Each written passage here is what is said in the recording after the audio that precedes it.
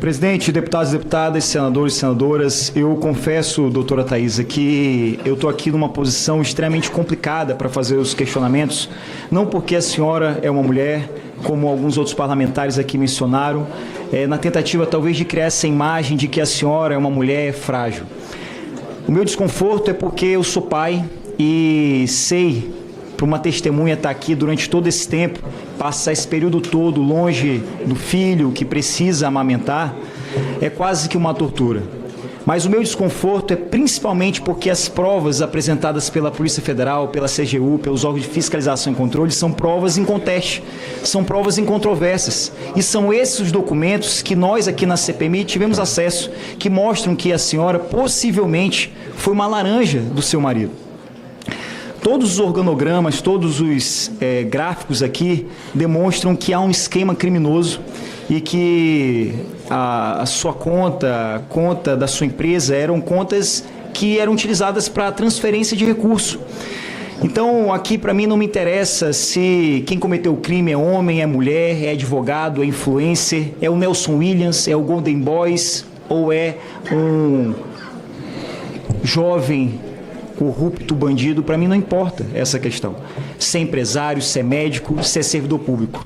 O que me interessa é que os aposentados, os consumidores, as pessoas com deficiência, muito obrigado, elas foram roubadas. Não, muito obrigado. Valores foram tirados das suas contas e precisam ser devolvidos. E é por essa razão que, como advogado constitucionalista, apesar de ter aqui minhas convicções e não me deixar viciá-las por elas, eu gostaria de lhe fazer alguns questionamentos e caso a senhora não queira responder, como é um direito constitucional de permanecer calado, não me resta outra alternativa no Estado Democrático. Silêncio, por favor. Respeitar esse seu direito. Mas eu gostaria de lhe perguntar educadamente, respeitosamente. E gostaria muito de ouvir essa resposta. A senhora teve durante todo o dia de hoje a oportunidade de trazer essas respostas, até para que a gente possa ver se a senhora tem participação ou não. É o seu direito aqui também de lhe defender, de apresentar provas que não lhe incriminem. A senhora, por algum acaso, conhece o Rubens Oliveira Costa? Excelência, eu vou permanecer em silêncio. Eu faço esse questionamento porque até aqui, pelo menos a parte que eu acompanhei, foi longamente acompanhada aqui, não só por mim, mas pela minha equipe de assessoria, mas esse questionamento não foi feito até então. O Rubens Oliveira Costa, acredito que a senhora saiba, ele é seu sócio na empresa Curitiba Consultoria. E eu faço esse questionamento porque o Rubens, quando aqui teve e respondeu os nossos questionamentos, ele disse o seguinte, respondendo à pergunta do relator. Ele informou que era seu sócio, né, que não lhe conhecia, que não teve um contato presencial. Silêncio, por favor. Ele informou que não era que era seu sócio, mas não lhe conhecia e que foi feita essa apresentação pelo careca do INSS, Antônio Antunes. Por essa razão que é importante essa pergunta ser respondida. Até porque aqui a gente observa, através desse gráfico aqui, que ele, através da sociedade com a senhora na Curitiba Consultoria, recebeu vários recursos, dinheiro, valores da Prospect Consultoria, da Brasília Consultoria, da Camilo Comércio Consultoria, valores que ultrapassam mais de R$2.207.000 da Prospect, mais R$200.000 da Brasília Consultoria, mais de R$5 milhões. Empresas essas que pertencem ao Antônio Antunes, o careca do INSS. Eu lhe pergunto, a senhora conhece a CBPA? A Confederação Brasileira dos Trabalhadores da Pesca e Agricultura? Eu vou permanecer em silêncio, Excelência. A senhora conhece o Adelino Rodrigues Júnior? Vou ficar em silêncio. Eu lhe faço esse questionamento porque esse gráfico aqui demonstra, isso aqui são provas apresentadas pela Polícia Federal, demonstra que, através do Adelino, houve uma transferência de R$59 mil para a sua conta pessoa física. Esse valor foi referente à prestação de algum serviço, de consulta médica, foi alguma coisa que a senhora vendeu, que ele comprou? A que se refere essa transferência de R$59 mil? Eu vou ficar em silêncio. Todas essas provas não são coincidências, mas são indícios de uma prática ilícita, de uma prática criminosa. É por isso que aqui justifica-se, assim podemos dizer, a indignação de muitos de nós aqui, porque as provas, como disse no início e agora repito, elas são incontroversas, são incontestes. Recebimento de mais de R$7 milhões por parte de empresas ligadas ao careca do INSS para as suas empresas. E aqui a senhora menciona na sua presidente, por gentileza, tá, tem impossível aqui, ó. Silêncio, por favor. Se puder reconduzir pelo menos 40 segundos, presidente. O que ocorre aqui? Foi mais de 7,5 milhões de reais transferidos do careca do INSS para a senhora. E esse valor que foi transferido, a senhora, na sua apresentação, afirma que foi referente a aulas médicas para um aplicativo de aposentados. A senhora confirma essa informação? Eu vou permanecer em silêncio. Mas hoje mesmo a senhora informou isso, que foi em razão de aulas médicas através de um aplicativo. A gente sabe, a senhora como médica especialista na área de saúde do idoso, sabe que a pessoa idosa dificilmente tem habilidade com tecnologia, muito menos com aplicativo. E o que nos gera surpresa, espanto, é que ninguém teve acesso a esse aplicativo. Não tem sequer um relatório.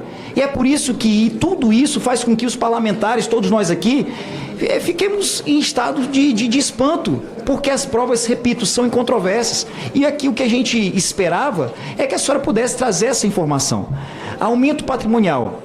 A senhora, entre 2020 e 2024, juntamente com o senhor Vigílio, que concursado como procurador federal do INSS, recebe uma média de R$24 mil por mês, houve um aumento patrimonial de mais de 6,3 milhões de reais.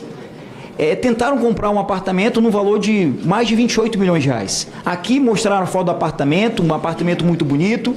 O problema não tem em comprar um apartamento, não tem em criminalizar quem é rico. O problema está aqui, ao tentar comprar, e há histórico de compra de apartamentos em dinheiro vivo à vista, ou seja, não há uma transferência bancária, talvez para desviar a fiscalização ou para dificultar a fiscalização, mas o problema está que na hora que estourou a operação sem desconto, simplesmente vocês desistiram de comprar o apartamento que vocês desejavam comprar.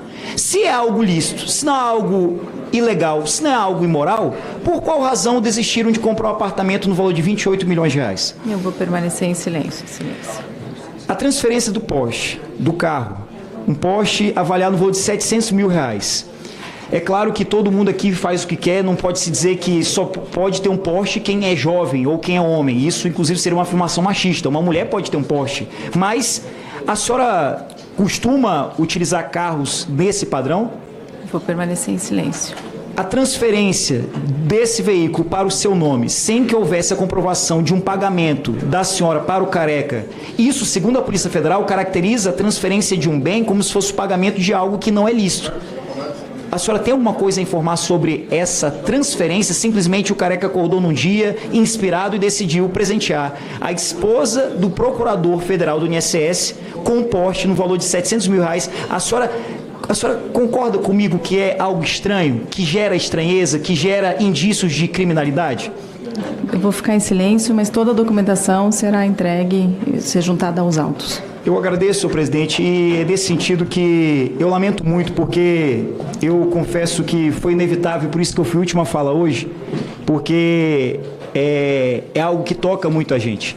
Eu entendo, e por isso que, apesar daquele dia a gente ter discutido na fala da Conafé, eu procuro sempre dos episódios mais tristes tirar aprendizados e buscar crescer com todas essas situações.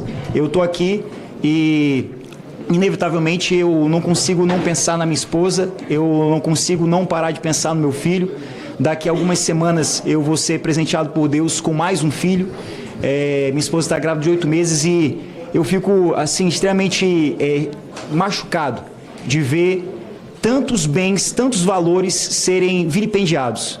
São pessoas que passaram no concurso público extremamente meritório, como concurso de procurador federal, ser procurador federal do INSS, que teve a oportunidade divina de ser servidor público para defender as pessoas, para cuidar das pessoas, mas utilizou do seu privilégio, das suas prerrogativas, da sua influência para roubar, para matar, para destruir, para tirar dinheiro de pessoas idosas, para tirar dinheiro de aposentado, para tirar dinheiro de pessoas que recebem BPC. E testemunhar a senhora Thaís aqui e ver tudo isso que foi feito nessa organização criminosa e ver que a todo dia a gente tem uma série de entraves para tentar investigar, para tentar fiscalizar e ver quantas pessoas no Brasil, de norte a sul, leste a oeste, por todo o país, esperam por essa investigação e ver que muitos daqueles que têm a oportunidade de colaborar, de informar, de dizer, de esclarecer, estão perdendo essa chance de trazer essas informações. E eu só posso rogar a Deus que vocês, que cometeram erros, que cometeram ilicitudes, que vocês possam refletir. Não por si próprio, Não talvez pelas pessoas, porque se tivesse um tipo de consciência, de amor para com o próximo, nada disso teria acontecido. Mas que possam, sobretudo, pensar nos filhos de vocês. Que possam, sobretudo, pensar nas famílias de vocês. Porque nesse momento, quem mais sofre são as esposas, são os filhos, são as mães, são os pais, são aqueles que acabam sendo condenados. Porque, infelizmente, tudo isso que está acontecendo aqui vai ficar para a eternidade. E talvez hoje uma criança não entenda, mas talvez os filhos daqueles que hoje cometem crimes, daqui a 10, 15 anos vão ver e vão ter muita vergonha daquilo que seus pais fizeram com tantas pessoas inocentes que não tiveram a chance de se defender, que não tiveram a chance de alegar direitos constitucionais fundamentais, como o direito de permanecer calado, e foram elas condenadas a uma pena de caráter perpétuo, a condenação da perda de um direito a um benefício social, a perda de uma aposentadoria. E isso a gente não pode aceitar, e é por essa razão, senhor presidente, que eu estou ao lado daqueles que querem fazer justiça, de defender aqueles que foram roubados e fazer com que aqueles que foram criminosos que possam responder com todo o rigor que a lei prevê.